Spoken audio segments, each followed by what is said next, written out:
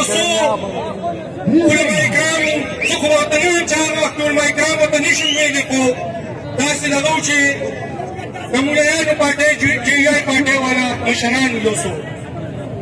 هغوی ته ما وویل چې دا خلک چې دي دا نواز شریف او د دوی دا کورنۍ دوی کې حقیقت دی چې دا غلا پکې شته دا ټوله دنیا وایي چې دا غلا پکې شته ما ته هغه وخت کې هغې پارټۍ مشران وویل چې بس ته په دغې خبرو څه کوې چې بس زمین مولاني صاحب ورسره ملګری دی نو بس صفا دی یو شی خبره واره کلمه تېروم په دې خبره چې لا اله الا الله محمد رسول ما هغوی ته وایي چې یاره موږ خو د مولاني صاحب امتیان نه یو موږ خو د پاک پیغمبر امتیان یو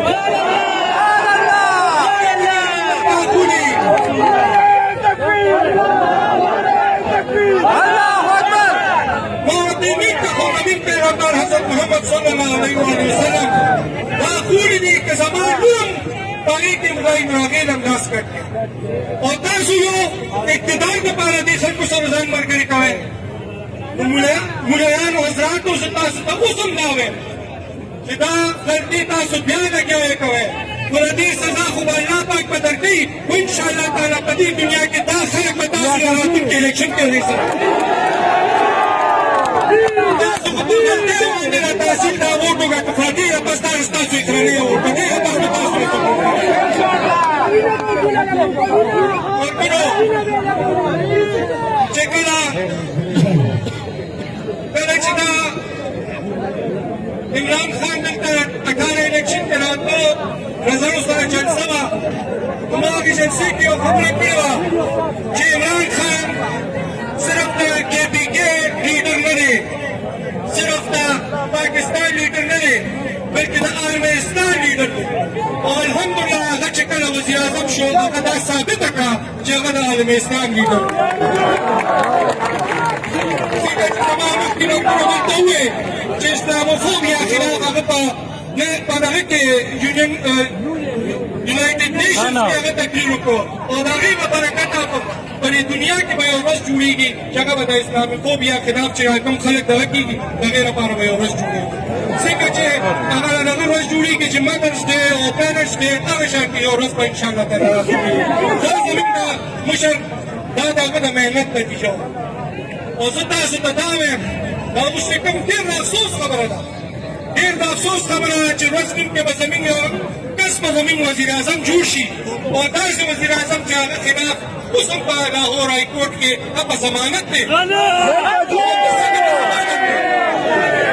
څه کې په ضمانت دی په غلا په کیسونو کې په ضمانت دی هغې د یو غټې صوبې وزیر اعلی جوړ شي هغه هم په ضمانت دی هغه هم په غلا کې په ضمانت دی تاسو ملګرو ته دا وایم چې زموږ د پارټۍ هم دا خبره ده او زما هم دا خبره چې نه امریکایان منو او نه دا ټکوان منو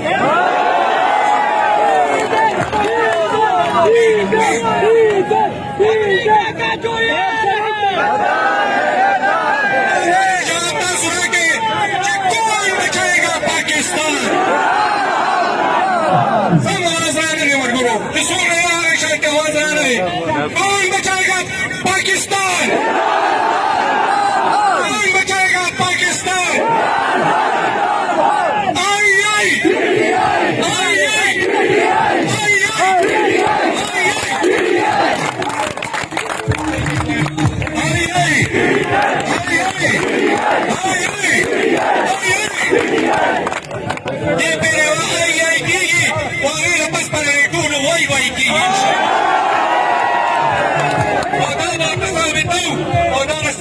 نن دلته موجودګي چې ده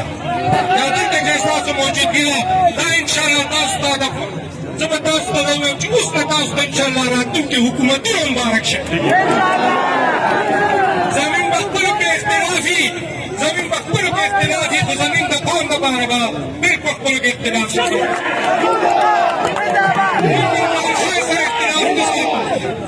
من د قوم سره اختلاف نه ساتو من اسلام سره اختلاف نه ساتو دا څوک خلک وایي چې دا یهودیان دي او دا چین دي او هغه چل دی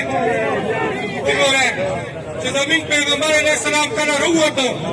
د اسلام تبلیغ کې هغه ته په هغې کې ډېر زیات مشکلات خلکو ورته کنځلې کړي دي خلکو پرې خزنې اچولي دي خلکو ته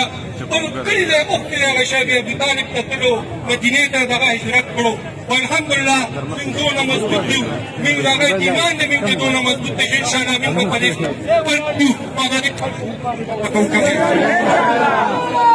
شکور خان شکور خان شکور خان